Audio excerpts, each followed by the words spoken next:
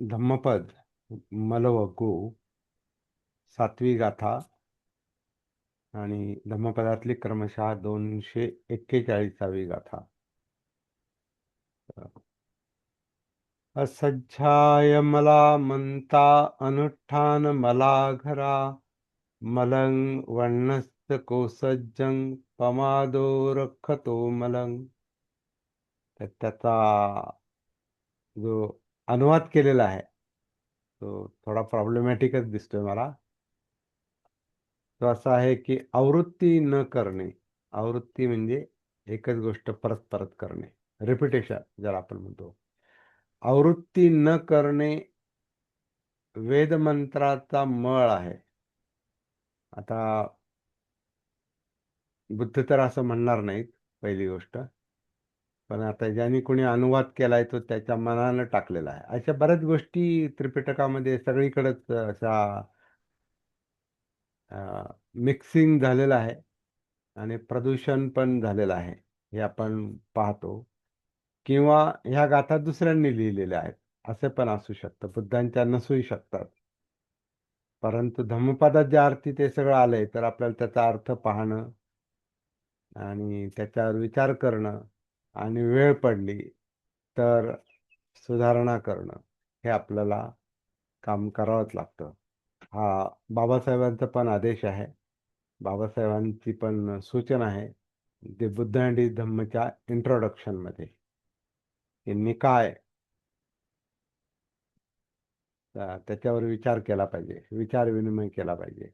धम्मपद हा एका निकायातला एक ग्रंथ आहे. तर आवृत्ती न करणे वेदमंत्राचा मळ आहे किंवा आवृत्ती न करणे हा मळ आहे. दुरुस्ती न करणे हा घराचा मळ आहे. आळस हा सौंदर्याचा मळ आहे. आणि असावधानता म्हणजे जागृत नसणं हा पहारेकऱ्याचा मळ आहे. पहारेकरी झोपला की मग संपलं.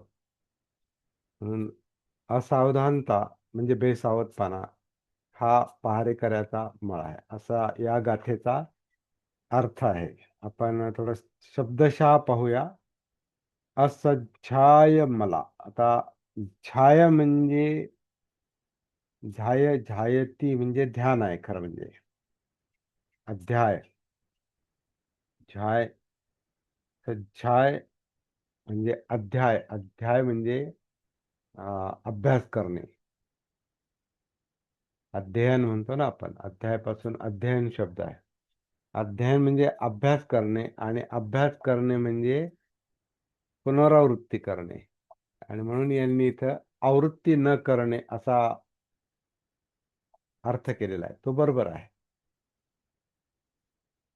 सज्जाय म्हणजे अध्याय, अध्याय म्हणजे अध्ययन आणि असध्याय म्हणजे अध्ययन न करणे, म्हणजे प्रॅक्टिस न करणे, अभ्यास न करणे.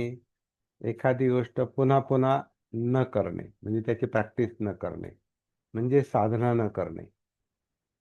तर आवृत्ती पुनरावृत्ती न करणं, प्रॅक्टिस न करणं हा मंता. आता हे मंता शब्द जो आहे ना, मंता म्हणजे मंत्र असा शब्द आहे तो, मंत्र. आता हे मंत्र असल्यामुळे त्यांनी तो वेदमंत्र असा शब्द कंसात टाकलेला आहे. जो अनुवाद करणाऱ्यानं कंसामध्ये वेदमंत्र असा शब्द टाकलेला आहे. तर वेदमंत्रांचं जे परत परत पठण करतात ना, परत परत रिपिटेशन करतात, तशा अर्थात हे तो अर्थ इथं लावलेला आहे. परंतु धम्माच्या अभ्यासामध्ये मंत्र हा शब्द आता ज्या अर्थी इथं आलेला आहे त्या अर्थी आपण त्याचा थोडासा संदर्भ पाहायला हरकत नाही. मंत्र असा असा शब्द आहे. मंत्र हा शब्द मन आणि त्र अशा दोन अर्थाचा शब्द, याचा अर्थ सांगितला जातो असा. मन म्हणजे आपण मन म्हणतो, माइंड, चित्त. आणि त्र त्रचा अर्थ संरक्षण. मंत्र मनाचं संरक्षण. जसं परित्राण. परित्राण एक शब्द आहे. परित्राण म्हणजे संरक्षण आहे. तसा हा मंत्र मनाचं संरक्षण. मनाचं संरक्षण कशामुळे होतं? तर त्याला काहीतरी अभ्यास द्यावा लागतो. म्हणून लोक ध्यानाचा अभ्यास देतात. आणि मंत्र हे पण ध्यानच आहे. मंत्रपठण जे असतं ना, मंत्रपठण, सूत्रपठण, एखाद्या विषयावर ध्यान करणं. आता मंत्रपठण हा एक बौद्ध धर्मातल्या महायानी संप्रदायातला पण तो एक प्रॅक्टिसचा भाग आहे, परिपाठ आहे त्यांचा मंत्र. म्हणून वेगवेगळ्या बोधिसत्वांचे वेगवेगळे मंत्र पण महायानामध्ये सांगितले जातात. जसं शाक्यमुनी बोधिसत्वाचा मंत्र. शाक्यमुनी हे एक बोधिसत्व पण मानलेत आणि शाक्यमुनी हे बुद्धाचं पण नाव आहे. सिद्धार्थ गौतम बुद्धांचं शाक्यमुनी. मग त्या महायानामध्ये त्यांनी ओम मुनी मुनी महामुनी शाक्यमुनी स्वाहा असा एक मंत्र महायानामध्ये येतो. आता हा स्वाहा शब्द वेदमंत्रामध्ये पण येतो, स्वाहा. तर आता हा एक शाक्यमुनीचा मंत्र आहे किंवा अवलोकितेश्वरचा मंत्र आहे. ओम ओम मणी पद्मे हूं. आता हा ओम शब्द पण महायानामध्ये आलाय. त्याला ते वेगळा अर्थ लावतात. ओम मणी पद्मे हूं. तर महायानामध्ये ओमचा अर्थ स्वतःशी संबंधित आहे. इकडे ओमचा अर्थ त्या शक्तीशी संबंधित आहे. इकडे ओमचा अर्थ आंतरिक अस्तित्वाशी संबंधित आहे. मणी म्हणजे ज्वेल म्हणजे रत्न. पद्मे पद्म म्हणजे कमळ. कमळातलं रत्न. मी कमळातलं रत्न आहे. अशा अर्थाचा तो मंत्र आहे, ओम मणी पद्मे हूं. तर कमळ हे विकासाचं प्रतीक मानलं जातं. जसं आता बुद्धांची मूर्ती किंवा फोटो हा कमळावरच दाखवला जातो. तर ती डेव्हलप स्टेट आहे, ती म्हणजे परिपूर्ण विकास पावलेली अवस्था. त्याला कमळाची उपमा दिलेली आहे. कमळ जसं पाण्यातून किंवा चिखलातून हळूहळू डेव्हलप होत जातं, तसं माणसाचं चित्त किंवा मळ हे हळूहळू डेव्हलप होऊ शकतं आणि परिपूर्ण अवस्था धारण करू शकतं. कसं? हा प्रॅक्टिकल भाग आहे. तो एक अवलोकितेश्वरचा मंत्र आहे किंवा वज्रसत्वाचा मंत्र आहे, प्रज्ञापारमितेचा मंत्र आहे आणि अनेक मंत्र आहेत महायानामध्ये. तर त्रैलोक्य बौद्ध महासंघामध्ये असताना त्याचा काही अभ्यास करण्याची एक संधी मला मिळाली आणि ते करूनही पाहिलं. काही साधना 5-7 वर्ष त्या साधना सिरियसली करूनही पाहिल्या.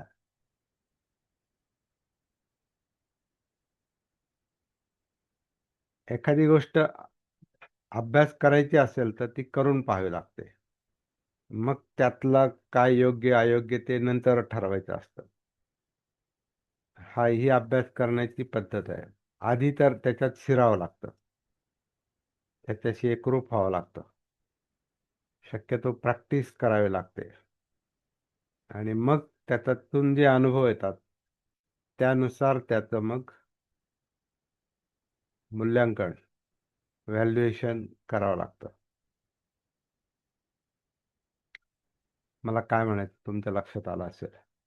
तर ते मी करून पाहिलं आणि मग बाकीच्या गोष्टी बऱ्याच करून पाहिल्या आणि मग काही वेगळ्या निष्कर्षाला जे स्वानुभवातून मी आलो त्या गोष्टी आपण इथे चर्चा करतोय. असो ते पण व्हेरीफाय करावं लागेल. असं नाही आपण म्हणतो म्हणून ते 100% तसंच आहे नाही. आपल्या अनुभवातून त्याचं परीक्षण केलं पाहिजे आणि परीक्षण प्रॅक्टिकली केलं पाहिजे म्हणजे करून पाहिलं पाहिजे. जसं आपण म्हणतो की आपली काया ही आतून आत श्वास घेते सोडते, तर हे तसा अनुभव येतोय का? तसा अनुभव जर येत नसेल आणि आपला अनुभव वेगळाच असेल तर मग ती गोष्ट स्वीकारायची काही काही कारण नाही. श्वास आतून आत येत नाही, पोटाची हालचाल होत नाही, श्वासपटलाची हालचाल होत नाही, छातीची हालचाल होत नाही. ती पोकळी आनापानमुळे ती आनमुळे ती पोकळी निर्माण होत नाही. आतून आत श्वास घेतला जात नाही. दुसऱ्याच मार्गाने श्वास आत येतो म्हणजे बाहेरून आत येतो ढकलल्यासारखा. असा आहे का? तर ज्याला त्याला ते अनुभवानं ते पडताळून पाहिलं पाहिजे. कोणती गोष्ट आणि कोणाची गोष्ट किती हुशार असो पंडित असो कोणी असो, यही पस्तिको या आणि पहा या नियमानुसार आलं पाहिजे पाहिलं पाहिजे आणि ते योग्य आहे की अयोग्य आहे, चुकीचं आहे की बरोबर आहे, हे अनुभवातून ठरवलं पाहिजे, तर्कानं नाही. मला वाटलं ते बरोबर आहे म्हणून ते बरोबर आहे आणि मला वाटलं ते चुकीचं आहे म्हणून ते चुकीचं आहे असं नाही. प्रत्येक गोष्ट अनुभवाच्या काय म्हणतात अनुभवाने घासून पाहिली पाहिजे, व्हेरीफाय केली पाहिजे, शहानिशा केली पाहिजे. योग्य आणि अयोग्य हे अनुभवातून पडताळून पाहिलं पाहिजे म्हणजे सम्यक अवस्थेला आलं पाहिजे. कारण सम्यक सम्यक सम्यक दृष्टी सम्यक संकल्प सम्यकता जी आहे ती मध्यम अवस्था आहे. मध्यम अवस्था याचा अर्थ खरं खोटं तपासून पाहिलेलं असतंय. योग्य अयोग्य तपासून पाहिलेलं असतं म्हणून तो मध्यम मध्यम अवस्था आहे. सम्यकचा अर्थ योग्य आणि बरोबर असा असा त्याचा अर्थ नाही. सम्यकचा अर्थ अशी मध्यम अवस्था की जी खरं आणि खोटं दोन्ही जाणते, योग्य आणि अयोग्य दोन्ही जाणते, सुख दुःख दोन्ही जाणतं, लाभ हानी यश अपयश निंदा स्तुती, चांगलं वाईट ब्लॅक व्हाईट सगळं सगळं ती दोन्ही पण दिसतं, प्रकाश अंधार दोन्ही पण कळतं सम्यक अवस्थेला. ती मध्यम अवस्था आहे. तर ते व्हेरिफिकेशन झालं पाहिजे. असो आता आपण मंत्रावरून ह्या सगळ्या गोष्टी पुढे निघाल्या. मंत्र म्हणजे मनाला जे प्रोटेक्ट करतं, मनाचं ज्याच्यामुळे संरक्षण होतं त्याला खरं म्हणजे मंत्र म्हटलेलं आहे. परंतु आता मंत्र हा काय प्रकार आहे हे आपण बाहेर पाहतो. मंत्र म्हणजे स्तुतीसाठी मंत्र म्हटला जातो आणि त्याला तेच म्हणतात की मंत्र करा, मंत्र म्हणा, स्तुती करा आणि मनाला त्याच्यात गुंतवा म्हणजे त्याचं ध्यान करा. मनाला त्याच्यात गुंतवा म्हणजे मन बाकीच्या गोष्टी करणार नाही. असं ते एक त्याच्यात ते तत्व सांगितलं जातं. मनाला का याच्यात गुंतवायचं? कारण मग मनाचं जे दुसरं नकारात्मक काम आहे, जे मन चंचल आहे ना, धावपळ करतं, पळापळ करतं आणि ते कुठे पळतं. मग काय करा, त्याला खुंटीला बांधा. कुठल्या तरी अ, विषयाला बांधा आणि तो विषय म्हणजे ध्यान आहे. ध्यानाचा विषय, वितर्क. एक मिनिट हा.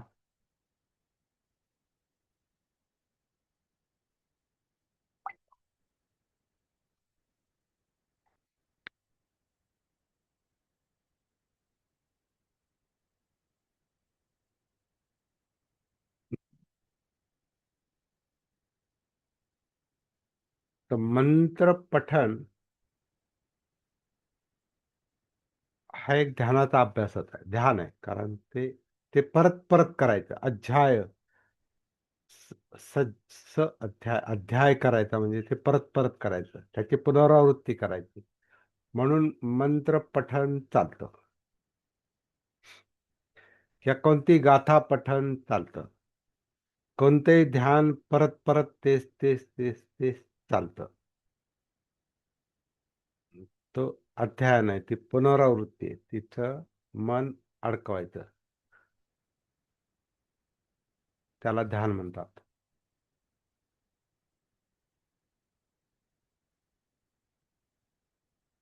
परंतु इकडं पाठीमाग मन कशात अडकलेलं आहे, त्याला आपण इच्छेच्या बळावर एखादा विषय म्हणजे ऐच्छिक विषय किंवा कृत्रिम विषय, मग तो कोणता असतो, हजारो विषय, म्हणजे आपले सगळे इंद्रियांचे विषय कधी कधी ध्यानाचे विषय बनतात. कारण जे आवडतं त्याच्यात मन अडकतं. जे आवडत नाही त्याच्यात ते मन निसटण्यासाठी अडकतं. म्हणजे एखाद्या माणसाचा द्वेष जर आपण करतो किंवा एखाद्या गोष्टीचा आपण द्वेष करतो, तर त्याला जरी आपल्याला दूर करायचं असलं तरी ते मनानं धारण केलेलं आहे. ते मनात तो माणूस आहे जो आवडत नाही, ज्याचा द्वेष आपण करतो, ते हटवायचा बाहेर प्रयत्न असतो, परंतु मनानं ते धरलेलं असतं. म्हणजे तृष्णा, ती द्वेष हा पण तृष्णेचा विषय आहे. तृष्णा म्हणजे आसक्ती आहे, पकडणं आहे. मग ते लोभातून पकडणं असो नाही तर द्वेषातून पकडणं असो, दोन्ही ते पकड आहे. एक आवड म्हणून पकड आहे, एक नावड म्हणून पकड आहे. दोन्ही गोष्टी मन त्या धारण करतं, त्याचं ध्यान करतं, ते परत परत करतं. म्हणून पाहिजे पाहिजे पाहिजे पाहिजे पाहिजे त्यानुसार प्रयत्न चाललेले असतात. हे अमुक एक गोष्ट नको नको नको नको, हटवा, खतम करा, नष्ट करा, म्हणजे त्याच्याही मागे असतो. म्हणजे दोन्हीला ते पकडलेलं असतं. एक प्रिय म्हणून, एक अप्रिय म्हणून. आपल्याला वाटतं अप्रिय गोष्ट आपण टाळतो. ते व्यवहारात बाहेर टाळतो, परंतु आतून पकडलेली असते. आणि जी पाहिजे ती गोष्ट आतूनही पकडलेली असते आणि बाहेरची पण ती पाहिजे. उपादान ते आपलं बनवायचा प्रयत्न करतो. आणि हे अपादान आहे. इकडे उपादान आत घ्यायचा प्रयत्न करतो लोभामुळे, आणि इकडे द्वेषामुळे उपादानच्या विरुद्ध अपादान म्हणजे बाहेर फेकायचा, टाकायचा प्रयत्न करतो, नष्ट करायचा प्रयत्न करतो.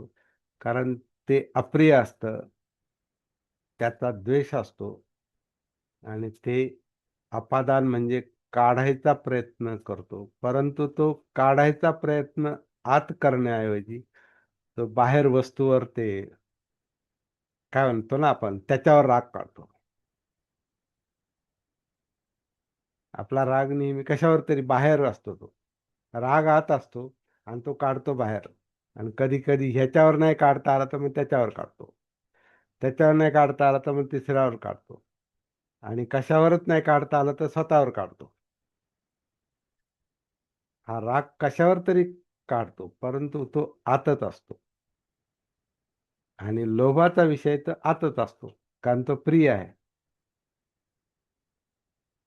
दोन्ही ते तृष्णा आहेत, का दोन्ही ते पकड आहे, दोन्ही ते ध्यान आहे, धरून ठेवणं आहे, धारणा आहे. ध्यान धारणा, धारणा म्हणजे पकड.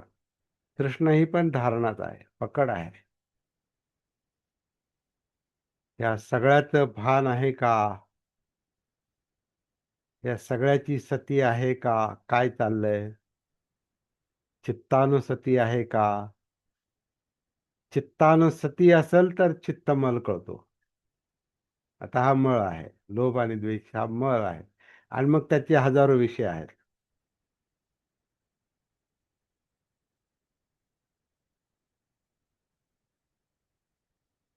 तर आता इथं असं म्हटलेलं आहे, हे मळ ह्या मळामध्ये म्हणजे लोभात, द्वेषात किंवा हजारो विषयांमध्ये मन अडकलेलं असतं म्हणून ते चंचल असतं.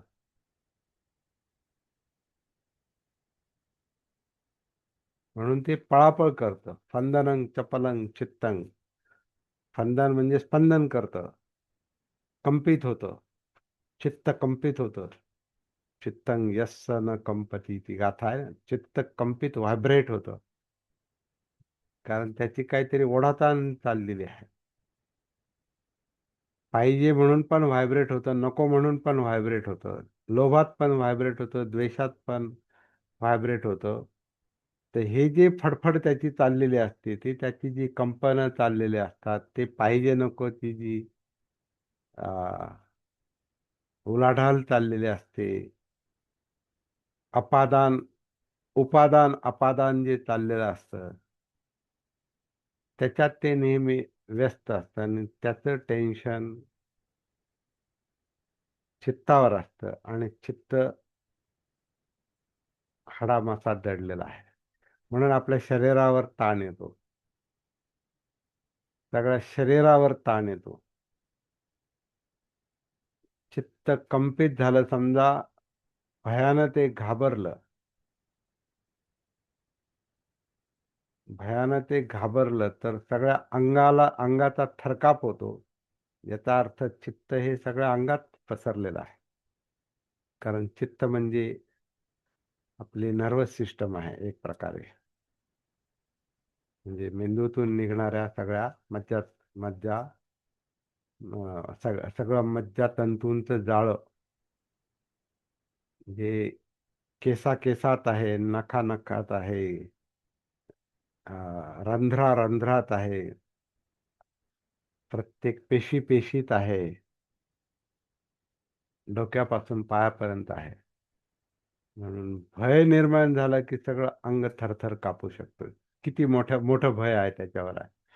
फार मोठं भय असेल तर तो थरथर पण कापतो, पळ पण काढतो, लपून पण बसतो, आक्रमण पण करतो, युद्ध पण करतो, वाचवतो, परित्राण स्वतःचं संरक्षण करायचा प्रयत्न करतो. तर मनाचं संरक्षण करायचा प्रयत्न करतो, वाचायचा प्रयत्न करतो. तर असं हे चित्त आहे. तर हे मन, हे चित्त याला संरक्षण सुरक्षित करणं, कारण भय आहे ते. त्याच्यामध्ये विचलन आहे. आणि मग माणूस किंवा प्राणी. आता प्राण्याला काही समज, प्रज्ञा हा प्रकार नसतो. तर त्याला जे काही त्याच्यावर वेळ आल्यावर त्याला जे काही करायचं तो प्राणी ते करतो.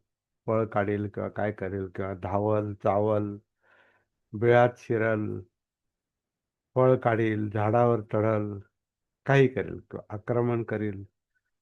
माणूस हुशार प्राणी आहे. त्याच्याकडे बुद्धी आहे. तो प्लॅनिंग करतो. तो डावपेच खेळतो. त्याला धूर्तपणा जमतो.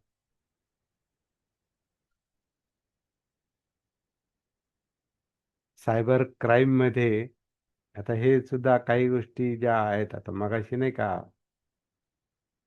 अं, अरविंद म्हणाले की त्याच्यामध्ये फ्रॉड असतात. कशात? हार्ड डिस्कमध्ये.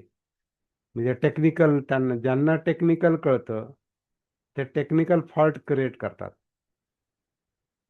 आणि त्या वस्तूला करप्ट करतात, करू शकतात. धोका आहे, हुशारी आहे. आणि हुशार माणसं जास्त प्रॉब्लेम क्रिएट करतात, जगासाठी पण आणि स्वतःसाठी पण. म्हणून आजच्या तंत्रज्ञानाच्या युगात मानसिक प्रॉब्लेम वाढत चाललेले आहेत. मनोरुग्ण वाढत चाललेले आहेत.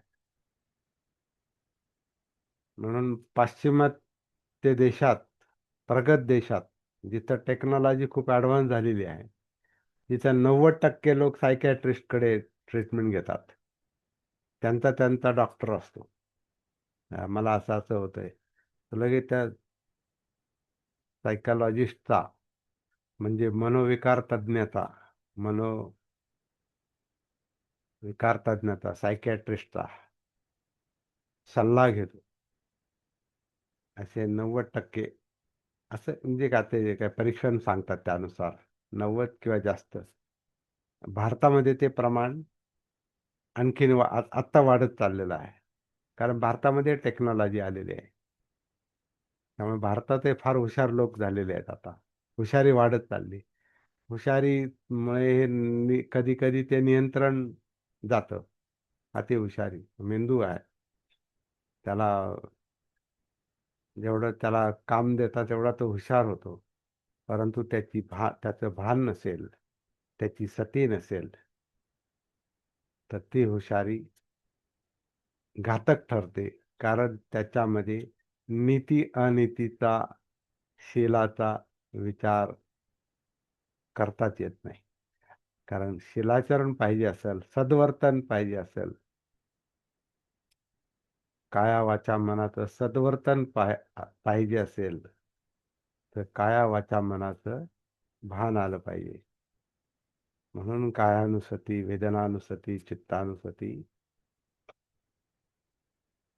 मेंदूची सती, मनोधम्मानुसती, विचारांची सती, इंद्रियांची सती, बोलण्याची सती, वागण्याची सती, मग शिलाचरण सुरू होतं.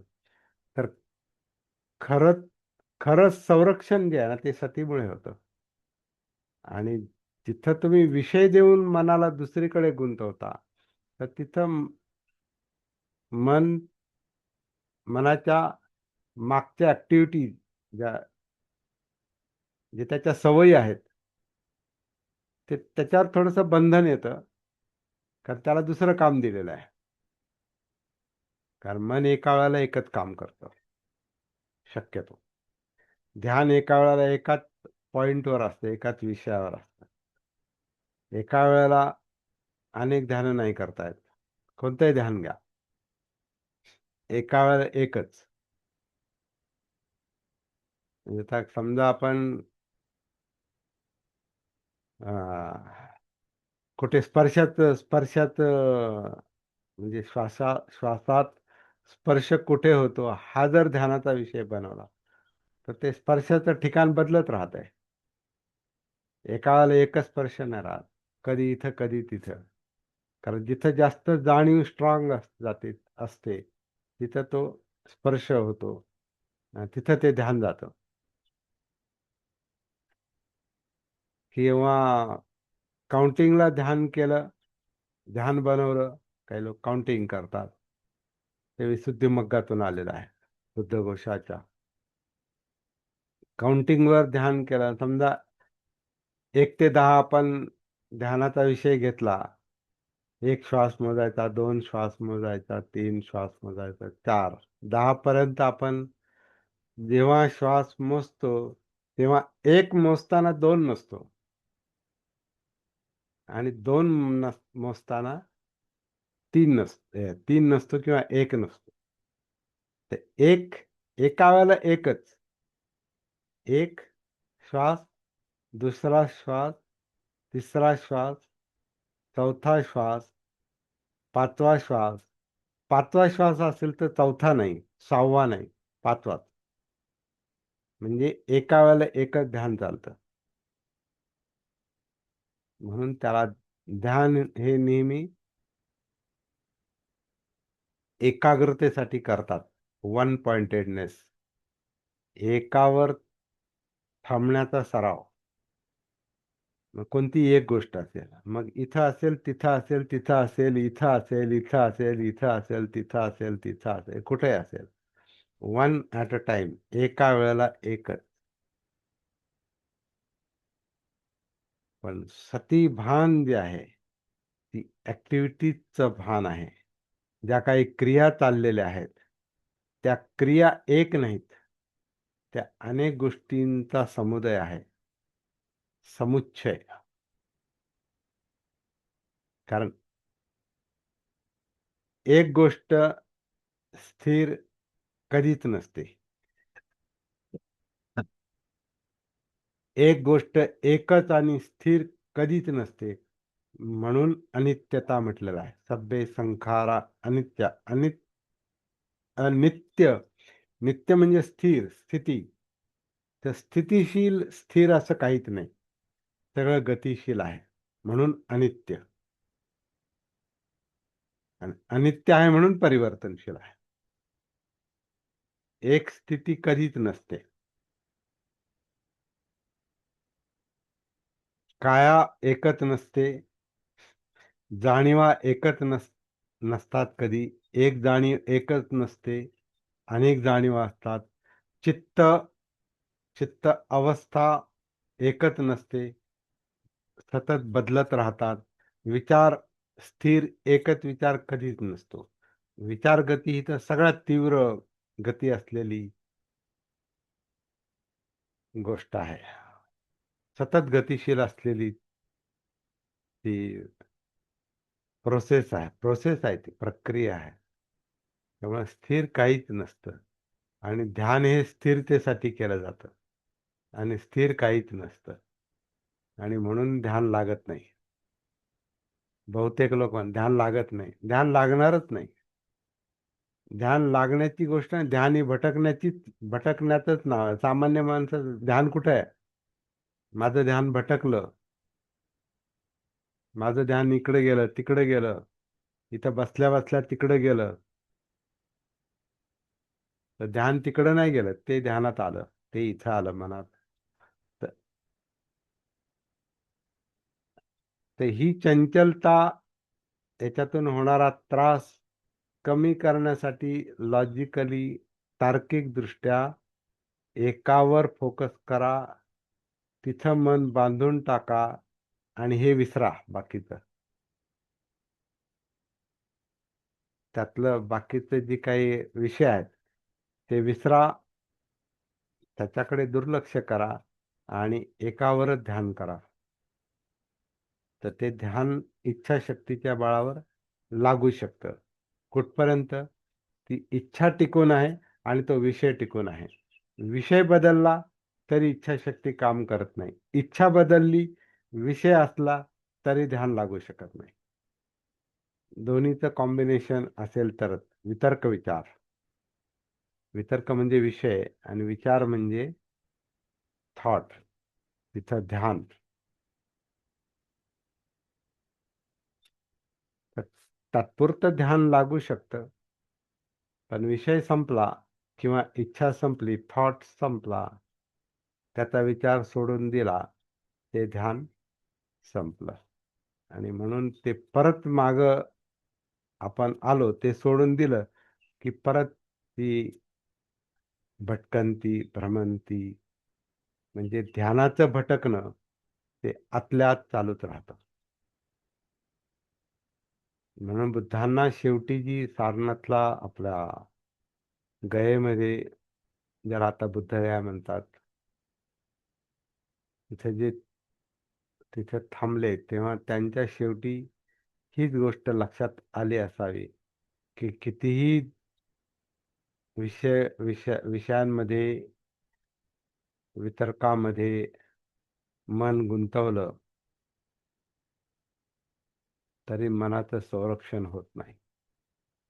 तर मंत्र मनाचं संरक्षण संरक्षण करण्यासाठी त्याचा अध्याय करा, म्हणजे त्याची पुनरावृत्ती करा, म्हणजे परत परत करा, म्हणजे परत परत पठण करा किंवा परत परत त्याच्यावर ध्यान करा आणि मनाला त्याच्यामध्ये गुंतवून टाका. तर ही गोष्ट बुद्धांच्या जेव्हा लक्षात आली की मनाला गुंतवून मनाची चंचलता संपत नाही. मनात उतरून त्याचं भान ठेवून, त्याची सती ठेवून, मनोधम्मानुसतीपर्यंत जोपर्यंत आपण जात नाही तोपर्यंत मनोधम्म म्हणजे चंचलता कशामुळं आहे आणि कशा कशामुळं आहे, त्याच्यात काय काय आहे, त्याच्यात काय काय घडामोडी चालतात, याचं स्वरूप जोपर्यंत लक्षात येत नाही, त्याच्या पाठीमागे असलेलं चित्त आणि त्याच्या पाठीमागे असलेलं चित्त म्हणजे लोभ आणि द्वेष, हे जोपर्यंत लक्षात येत नाही, त्याच्या जोपर्यंत जाणीवा आपल्याला जाणवत नाहीत, वेदना, फिलिंग हे जोपर्यंत आपल्याला जाणवत नाहीत, तोपर्यंत ही टोटल एकूण मानसिक प्रक्रिया लक्षात येत नाही. आणि ते मन, ते चित्त हे या जिवंत कायेमध्ये असल्यामुळं कायेत उतरल्याशिवाय ते जाणवत नाही. म्हणून कायानुसती आधी येते. पण कायेत कुठून उतरायचं? सोपा मार्ग आनापानसती आहे. सोपा नाही तो, पण सरळ आहे. सोपा याच्यासाठी नाही, मन सोपं नाही. ते गुंतागुंतीचं आहे. म्हणून त्याला ते सोपंही अवघड वाटतं. कधी कधी अवघड सोपं वाटतं, पण सोपं आहे ते अवघड वाटतं. तर मनाचं खरं म्हणजे संरक्षण करायचं असेल तर हे ध्यान नाही, भान, सती, जागृती म्हणून बुद्धांनी सतीचा आहे केलेला आहे. सतीचा उपदेश किंवा सल्ला दिलेला आहे लोकांना. भानावर या, अप्पमादेन संपादेत किंवा सती संप्रजन्य. या क्षणात, वर्तमानात, या गतिशील अवस्थेमध्ये, चित्तामध्ये, गतिशील चित्तात, गतिशील मनात, विचारात, भावनांमध्ये, जाणीवांमध्ये, सुखदुःखांमध्ये, कायेतील हालचाली, त्यातली एक हालचाल ही आनापान, आणखीन त्याच्यात उतरल्यानंतर बाकीच्या हालचाली जाणवतील. तुमचं रक्ताभिसरण जाणवेल, सर्क्युलेशन जाणवेल, धडधड जाणवेल, फडफड जाणवेल, पचन क्रिया जाणवेल, त्यातल्या काही ताणतणाव जाणवतील, प्रेशर जाणवेल, टेन्शन जाणवेल, खांदे जड झालेले जाणवतील, आळस जाणवेल, डोकं जड झालेलं जाणवेल, डोक्यातले काय असेल ते सगळं जाणवेल, सुख-दुःख जाणवतील. त्यातलं दुःख हा जो प्रॉब्लेम आहे, तो प्रॉब्लेम सॉल्व्ह करायचा असेल तर त्या दुःखापर्यंत पोहोचलं पाहिजे, म्हणजे दुःख समुदय कळेल. त्याचा उगम कुठून आहे? तो धम्म कळेल. मनोधम्म आहे, तो सत्य आहे, वास्तव आहे. म्हणून ते दुःखापर्यंत, दुःख वेदनांमध्ये शिरावं लागतं, मग दुःख समुदयाकडे जाता येतं. दुःख समुदय सतीला, जागृतीला कळाला की ती स्वतःच प्रॉब्लेम सॉल्व्ह करते. तिथे आपल्याला काही करायची गरज नाही. कारण दुःख मनाला आहे, ते मनच दुःखातून मुक्त होण्यासाठी तडफडतं. म्हणजे चित्तातून मुक्त होण्यासाठी मन धडपडतं. चित्त हे लोभद्वेष आहे, ते इमोशन्स आहेत, त्या भावना आहेत. तिथं पाहिजे नकोचा संघर्ष आहे. ते खरं म्हणजे मनाचं संरक्षण जे आहे ना, ते ह्या सतीमुळे, जागृतीमुळे होतं. कारण जागृती, बोधी, प्रकाश आहे. प्रकाशामध्ये दिसतं. ती अंतर्दृष्टी आहे, म्हणजे अंतर्दृष्टी आत डोकावते. बाहेरची दृष्टी बाहेर डोकावते, अंतर्दृष्टी आत डोकावते. अंतर्दृष्टीचा प्रकाश हा सतीचा प्रकाश आहे. सतीला आतलं दिसतं, म्हणून सतीला इंद्रिय पण म्हटलं, एक पंचधर्मेंद्रियामध्ये.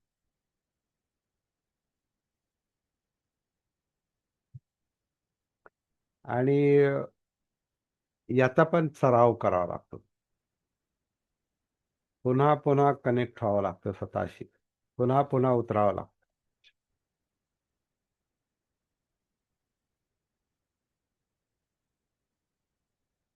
आणि मग पुढचा जो अभ्यासाचा विषय आहे की घराचा मळ म्हणजे दुरुस्ती. म्हणजे आता आपलं घराची पडझड झाली तर जसं आपण त्याला डागडुजी करतो आणि घर व्यवस्थित करतो,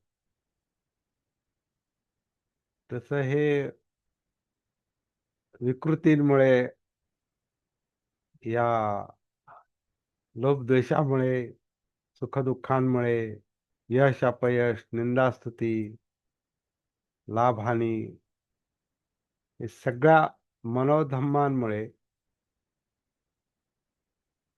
चित्तधम्मांमुळे घरात मळ साठलेला आहे. काय आहे? कायला जर घर मानलं तर या घरामध्ये या विकृती आहेत आणि त्या मानसिक आहेत. मन म्हणजे ह्या तिन्ही गोष्टी आल्या: वेदना, चित्त, विचार प्रक्रिया, मनोधम्म.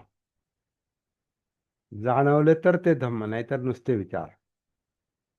जिथे जागृती आहे तिथं धम्म आहे, नाही तर नुसते विचार आहेत पण जाणवत नाहीत, मग ते धम्म नाहीत.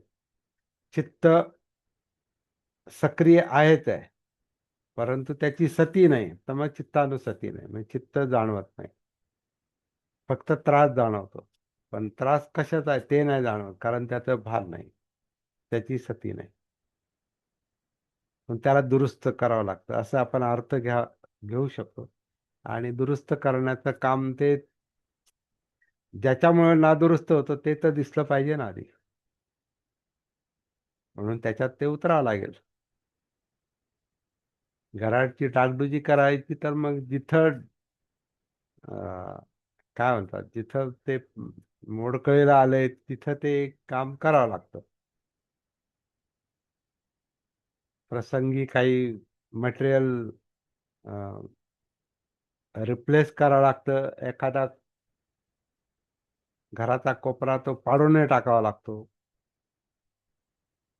आणि फारच आपलं डागडुजीच्या पलीकडे जर घर गेलेलं असेल तर मग त्याला डिमॉलिश करावं लागतं, त्याला पाडूनच टाकावं लागतं आणि नवीन घर बांधावं लागतं, नवीन फाउंडेशन घ्यावं लागतं. मग ते नवीन उभं राहतं. जुनं पाडल्याशिवाय नवीन तयार होत नाही. तसं आहे, धर्मांतर आहे. जुनं गेल्याशिवाय नवीन धम्म येत नाही त्याच्यात.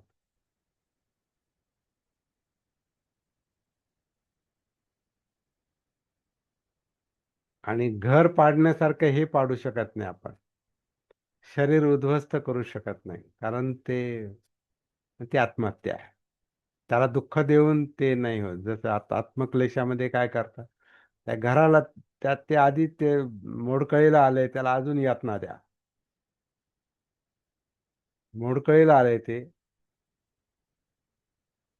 तृष्णांमुळे मोडकळीला आलंय, आणि सतत वापरून वापरून मोडकळीला आलंय, आणि त्याला अजून मग त्याला दुःख होतात, तर मग त्याला अजून दुःख द्या. हा प्रकार त्या आत्मक्लेशात चालतो. नाही तर मग दुसरीकडे ध्यान द्या, विसरून जा हे सगळं, दुःखच विसरा. दुःख विसरल्याने दुःख निरोध होत नाही, दुःखमुक्ती मिळत नाही. आजार विसरून कधी आजार मुक्ती होत नाही. आजार हातातच घ्यावा लागतो. प्रसंगी सर्जरी पण करावी लागते प्रसंगी. तर हे डागडुजी जी आहे, ही डागडुजी जरा वेगळी डागडुजी आहे, आणि याला कौशल्य पाहिजे. म्हणून कुशलस्य उपसंपदा. आणि कौशल्य संपादन करून स्वचित्त परियोदपनन. स्वचित्त म्हणजे स्वचित्त, स्वतःच्या चित्ताची शुद्धी, म्हणजे हा चित्तमल काढायचं काम आहे.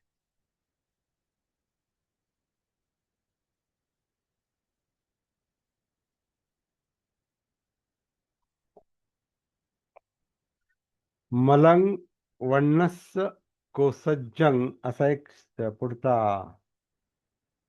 शब्दप्रयोग आहे गाथेतला. वर्ण म्हणजे वर्ण. आता हे वर्ण हा शब्द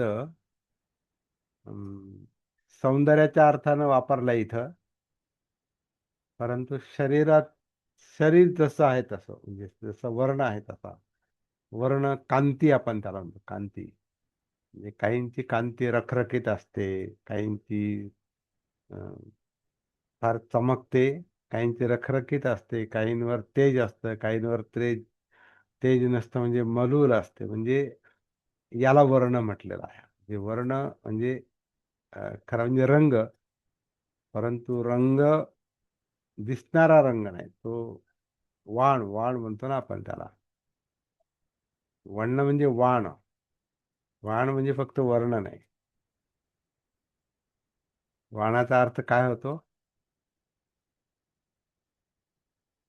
सांगा बरं, कोणीतरी बोला. वाण. मराठीचं कोणी जाणकार असेल तर सांगा. वाण म्हणजे वर्ण, आणि वाण म्हणजे काय? आपला व्यवहारातला वाण शब्द. वाण चांगला नाही आपण म्हणतो ना. हा, चांगला. प्रकार. हा. प्रकार. प्रकार प्रकार. चांगल्या वाणाचे गहू म्हणतो ना आपण. चांगला वाण, चांगल्या वाणाचं धान्य. वाण म्हणजे गुणधर्म. वर्ण म्हणजे आता गव्हाचं पण वाण म्हणजे काय? गहू ते दिसतात. ज्याला समजतं त्याला ते कळतात.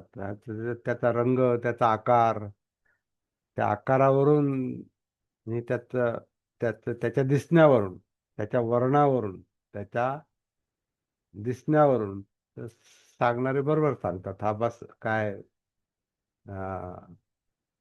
गावाचे कोणकोणते प्रकार आहे? बोटगा आहे की आणखी काय? अं, सांगा एक दोन प्रकार पटपट. जिथं गरज आहे बोलायची तिथं पटकन वाण सांगायचं. म्हणजे वाण म्हणजे दिसायला पण असं रंगरूपाला. रंगरूपाला, त्याची हो. क्वालिटी. हा, क्वालिटी वाण का? म्हणजे वाणाला नाही पण गुणाला आहे असं म्हणता ना हा काहीतरी. हा. हा ते. वाण. वाण म्हणजे दिसणं, आणि गुण म्हणजे असणं, वागणं, किंवा त्याचं अंतरंग. आता वाण म्हणजे वर्ण म्हणजे दिसणं. सर जसं की सौंदर्यवान, गुणवान. हा. आता त्यामुळे हा सौंदर्य शब्द इथं वापरलाय तर ठीक आहे, तो आपण सौंदर्य गृहीत धरू. तर सौंदर्याचा मल कोणता आहे म्हणे? अं, मलंग वन्नस्त कोसज्जंग. कोसज्जंग म्हणजे जडत्व, आळस.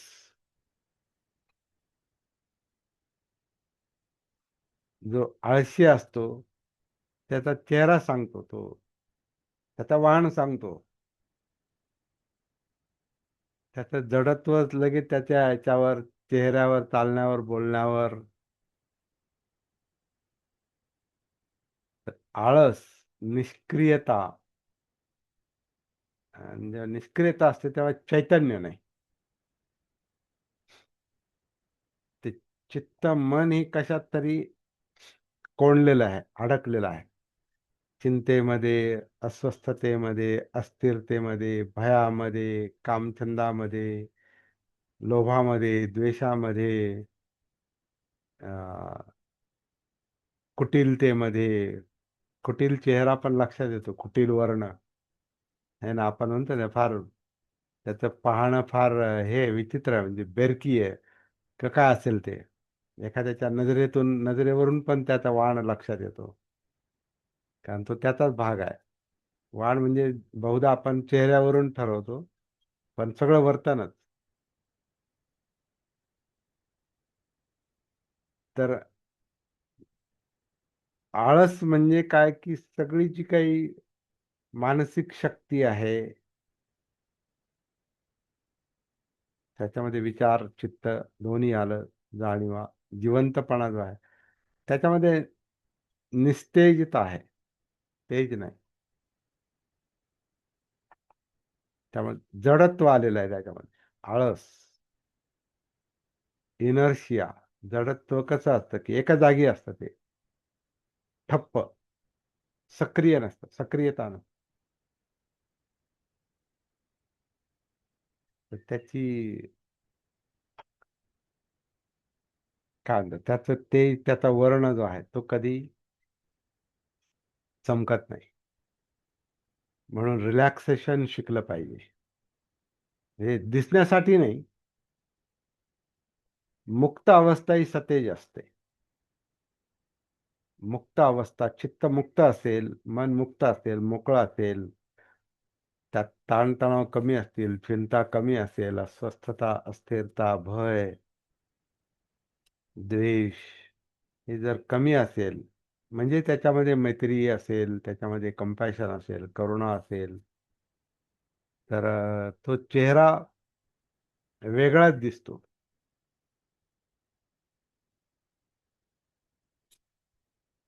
तो चेहरा वेगळाच आहे, निरीक्षण करा. बाबासाहेबांच्या चेहऱ्याचं जर निरीक्षण केलं तर त्याच्यात एक तेज आहे, सक्रियता आहे. पण चिंतेत चिंता आणि भय असं नाही, मुक्त अवस्था, भयमुक्त अवस्था आहे, म्हणून तर धाडसी बोलणं होतं ना. तर त्यांचा जो वर्ण आहे, त्यांची जी कांती आहे, त्यांची जी पर्सनॅलिटी आहे, त्यांचा जो चेहरा आहे, त्यांचं जे वागणं आहे, बोलणं आहे, ते समोरच्यावर प्रभाव टाकायचं. नुसती उपस्थिती त्यांची एकदम काम करून जायची म्हणतात.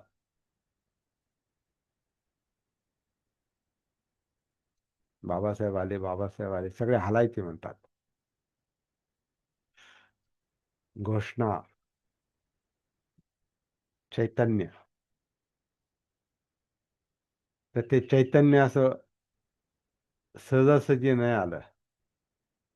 त्याच्यात त्यांनी अं, खूप काम केलेलं आहे, खूप अभ्यास केलेला आहे, खूप प्रॅक्टिस केलेली आहे, आणि मुक्त अवस्था पण आहे ती. ती जर कोंडलेली अवस्था असते, बंदिस्त अवस्था असती, तर त्यांच्या शब्दांना ती धार नसती राहिली. आणि त्याच्यामध्ये एक नाटकीपणा नव्हता, बेधडकपणा होता.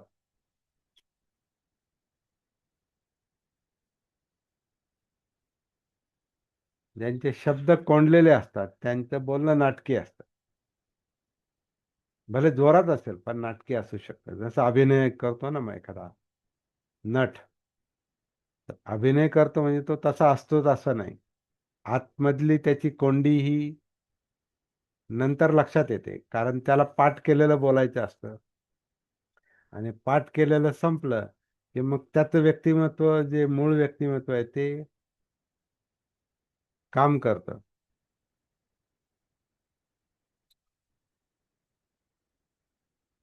आणि तो खोटेपणा बहुतेक कलाकारांना हा शेवटी शेवटी फार त्रासदायक ठरतो. कारण त्यांचं स्वत्वच हरवलेलं असतंय. ते ओरिजिनली कोण आहेत हे सतत खोटं खोटं खोटं खोटं अभिनय करत करत करत खरं अस्तित्व, खरं जीवन ते विसरून गेलेले असतात. पण कधीतरी आपलं मूळ अस्तित्व, मूळ चित्त, मूळ वर्ण, मूळ विचार आणि मूळ जीवन याला सामोरं जावंच लागतं. तिथं नाटक चालत नाही. दुःखाला दुःख, इकडं बाहेर तुम्ही सुखाचा अहोभाव करू शकता, सुखाची ऍक्टिंग करू शकता, किंवा तात्कालिक सुख मिळवू शकता. परंतु दुःखाचं जे बीज आहे, दुःखाची जी कारणं आहेत, दुःख समुदय जो आहे, जेव्हा त्याचा उदय होईल, जेव्हा ते चित्तवृत्तीनुसार त्याचं काय म्हणतात रंग दाखवायला सुरुवात करेल, तिथं ते समजलंच पाहिजे की काय चाललंय. आणि तिथं आपला संपर्क नसेल तर मग कृत्रिमता काही कामाला येत नाही. आणि म्हणून ह्या लोकांना जास्त त्रास होतो नंतर नंतर.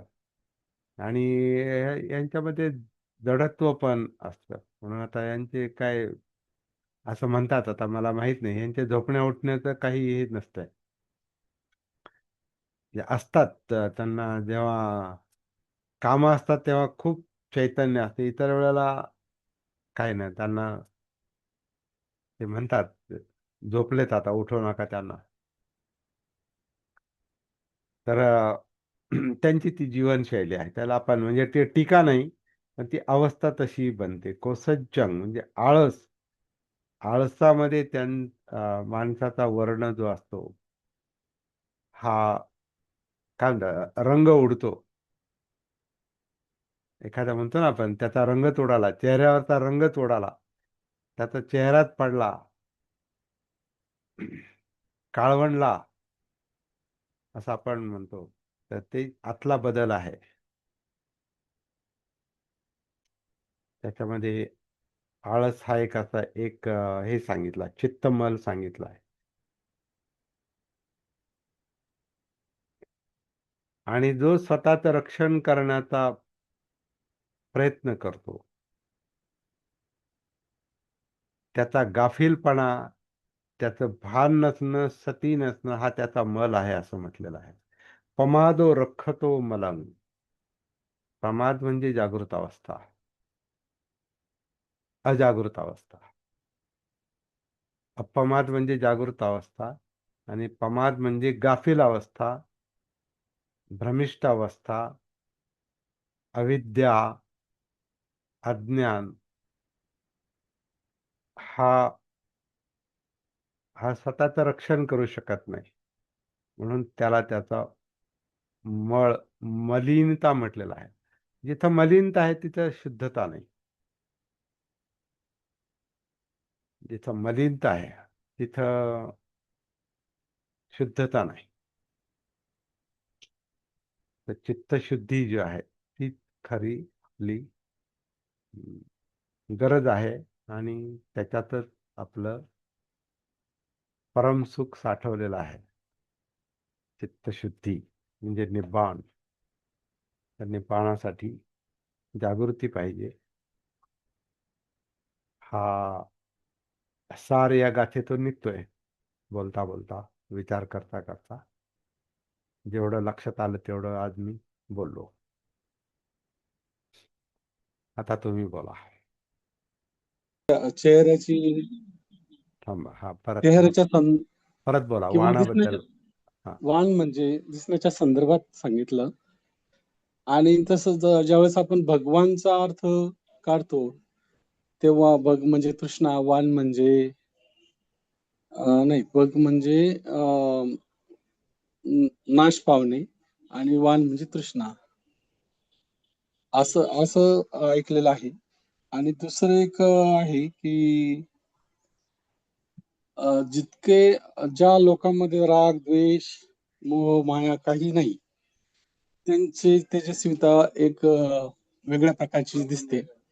आणि ज्यांच्याकडे खूप टेन्शन आहे, मग त्यांचा चेहरा सुद्धा असा काळवंडलेला सारखा दिसतो किंवा एकदम डिस्टर्ब दिसतो. त्यांच्याकडे पाहिलं तरी लक्षात येतं ते. वाण वाण बदलतो. हो, वाण बदलतो म्हणतात. एक महत्वाचा मुख्य गोष्ट लक्षात घ्या. भगवान मध्ये न नळाचा आहे, इकडे न बाणाचा आहे. न बाणाचा आहे, न नळाचा आहे. ओके. हा मराठी शब्द आहे, तो पाली शब्द आहे. वाण आहे, वाण नाही. तो भगवान नाही, भगवान. आणि हा वाण नाही, वाण. आणि जेव्हा आपण तथागतांच्या प्रतिमेकडे बघतो तेव्हा जशी प्रसन्नता वाटते, म्हणजे त्यांच्याकडे रागद्वेष काही नाही, त्यामुळे ते तेजस्विता वाटते. आणि बऱ्याच ठिकाणी त्यांच्या त्यांच्या चेहऱ्यास भोवती तेजोवलय दाखवलेले दिसतात चित्रामध्ये सुद्धा, चित्रकाराने. चित्रात आहे ते, हा. प्रत्यक्षात वेगळंच असतं. पण आता बाबासाहेबांचा हा ओरिजिनल फोटो आहे, त्यामुळे आपण थोडंसं परीक्षण करू शकतो. आणि बुद्धांचं बाबासाहेबांच्या सुद्धा प्रतिमेकडे पाहिलं हा, तरी ते तेजस्विता वाटते त्यांची, म्हणजे प्रसन्नता वाटते, तेजस्विता वाटते. आणि एक समाधान, एक इन्स्पिरेशन वाटतं. आयडॉल जसं म्हणतो तसा प्रकार वाटतो. तसं सामान्य माणसाकडे पाहिल्यावर नाही, किंवा सामान्य माणसाचा फोटो पाहिल्यावर तसं वाटत नाही. वाट. आणि बुद्धांची प्रतिमा पाहिल्यावर पण बनवणारा जो आहे त्याचा भाव त्याच्यात येतो. तर बुद्धांचा भाव असेलच असं नाही, कारण चित्रकार हा वेगळा आहे, मूर्तिकार वेगळा आहे. त्याच्या मनात जे आहे तेच तो रेखाटतो. त्याला जेवढं समजलंय तेच तो रेखाटतो. म्हणून सगळ्यात मूर्त्या ह्या आकर्षक नसतात. त्याला बरंच मेकअप वगैरे, काहींना अगदी म्हणजे वेगळाच तो चेहरा असा माणसाचा चेहरा वाटला पाहिजे.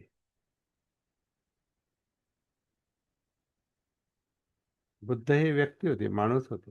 बाबासाहेबांकडे कसं आपण एक माणूस म्हणून पाहतो, तसं बुद्धांकडे एक माणूस म्हणून पाहता आलं पाहिजे, असा तो त्यांचा चेहरा, एकूणच पेहराव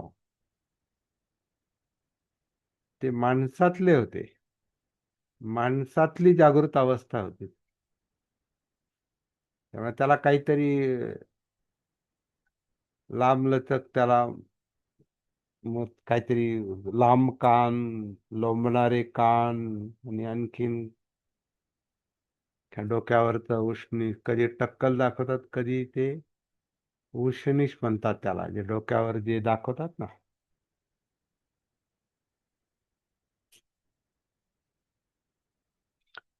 त्याला उशनीश म्हणतात. आणि उशनीश म्हणजे सामान्य ज्ञानाच्या पलीकडचं असं त्याचं वर्णन करतात, परंतु ते परत माणसातली अवस्था, कल्पना आहे ती. लांबणारे लांबलेले कान, तर ते म्हणतात की ते ऐकायला, सगळ्यांचं ऐकायला तयार असायचे, असं आपण त्याचा अर्थ लावतो. परंतु सामान्य माणसाचे कान तसे नसतात. सामान्य माणसाच्या डोक्याला असं काही वेगळं नसतं.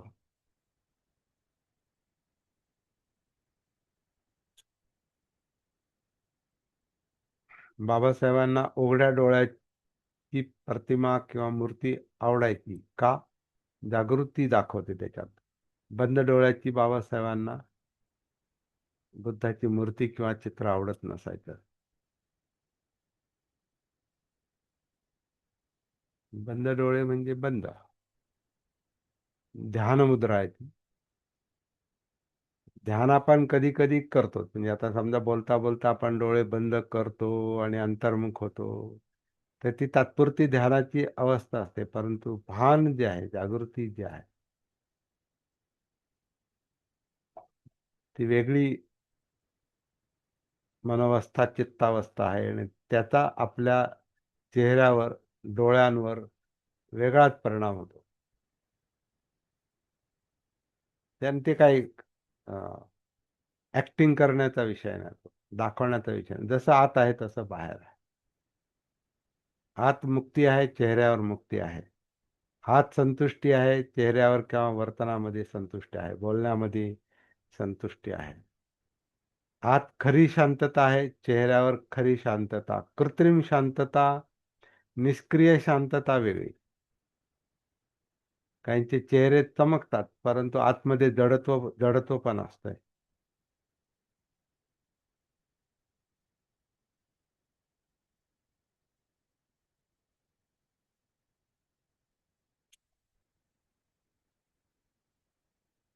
आणि कृतिशीलता असते त्याच्यामध्ये, फक्त चेहराच नाही, ते एकूणच बोलणं, चालणं, काम, ते सगळं त्याच्यातून व्यक्त होतं. सगळ्या कायिक, वाचिक, मानसिक वर्तनातून ते व्यक्त होतं. ती कांती खरं म्हणजे, तो वर्ण, फक्त चेहराच नाही. तर बुद्धांचा चेहरा पण माणसासारखा पाहिजे.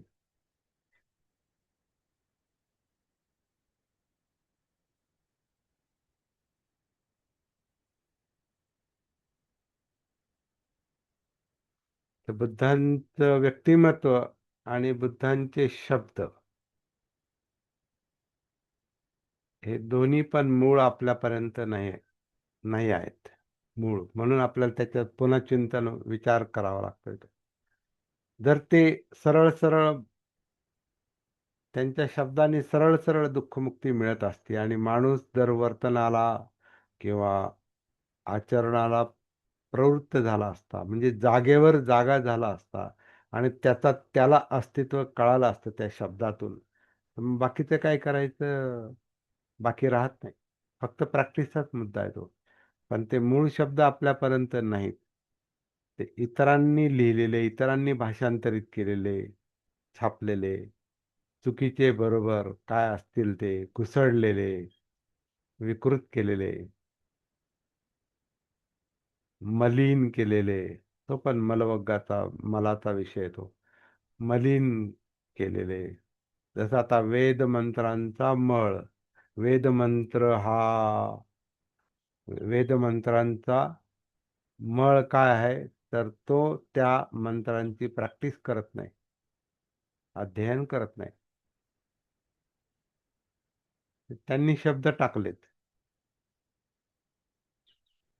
पण वेदाचा आणि बुद्ध धर्माचा काय संबंध? आणि ते धम्मपदामध्ये कसं काय आलं? तर ते भाषांतरकारानं टाकलंय, किंवा आता हे भाषांतर भदंतानंद कौशल्यांजींच्या हिंदीवरून केलेलं आहे. आता तेही पाहावं लागेल का मूळ हिंदीमध्ये त्यांनी वेदमंत्र शब्द वापरलाय का. कारण ज्याचा आपण संदर्भ घेतोय ते बार्टीचं पुस्तक आहे. नरेंद्र बोखारेंनी ते भाषांतरित केलेलं आहे आणि मूळ हिंदी संस्करण जे आहे ते पालीवरून भदंतानंद कौशल्यांजींनी केलेलं आहे. मग आता त्यांनी वेदमंत्र शब्द टाकलाय का? कोणाकडे असेल आत्ता भदंतानंद कौशल्यांजींचं पुस्तक तर पहा. माझ्याकडे आता सध्या जवळ नाही ते, इतरत्र कुठं असेल. तर हे असं का करावं लागतं? मूळ बुद्धांचे शब्द आणि मूळ बुद्धांची प्रतिमा. आता आपल्यासमोर बाबासाहेबांची पण मूळ प्रतिमा किंवा मूळ व्यक्तिमत्व नाही, जिवंत व्यक्तिमत्व जे आहे ते जेव्हा बाबासाहेबांच्या हयातीत बाबासाहेब असताना त्या व्यक्तिमत्वाचा जागेवर लाखो लोकांवर परिणाम व्हायचा. जागेवर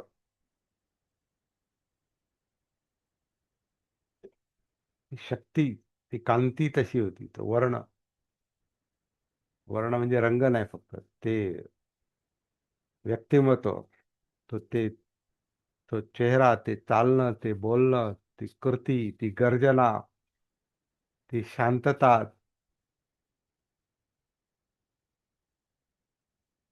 त्यांची ती चळवळ, म्हणजे त्यांच्या आजूबाजूचे लोक, त्यांच्या कृती, ते सगळ्याचा एकूण तो परिणाम उगीच विरोधकांना धडकी भरत नव्हती. तर तेज ते तेज म्हणजे त्या क्रूरतेची धडकी नव्हती, ती कर्तृत्वाची धडकी होती, की हा माणूस काय बोलल कधी सांगता येत नाही. एक धसका असायचा. त्यामुळे ती नुसतीच कृत्रिम शांतता नाही, भीमगर्जना,